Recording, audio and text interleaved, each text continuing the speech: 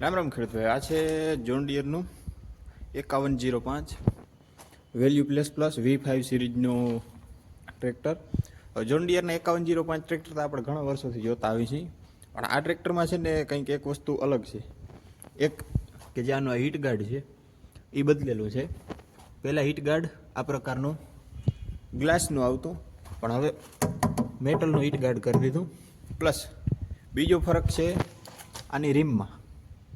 જો આ પ્રકારની એકદમ ફ્લેટ રીમ છે, કોઈ ગોલાઈ નથી અહીંયા રીમમાં. આપણે પહેલાંના ટ્રેક્ટરોમાં આ પ્રકારની ગોલાઈ આવતી, અને વ્હીલ પ્લેટની અંદર આ પ્રકારના ડબલ સ્ટડ બોલ્ટથી ફિટ થતી. આમાં એવું કોઈ નથી.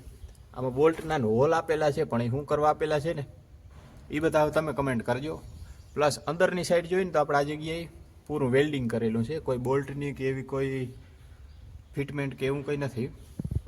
આ વ્હીલ પ્લેટ લગભગ જોન ડિયરના એક ટ્રેક્ટરમાં આપણે હજી સુધી જોઈ નથી. આ 5105માં આવી છે, પણ શું કારણથી વ્હીલ પ્લેટ બદલાવેલી છે અને આ પ્રકારની વ્હીલ પ્લેટ બનાવવાનું શું કારણ એ કોઈને ખબર હોય તો કમેન્ટ કરવાનું ભૂલજો નહીં.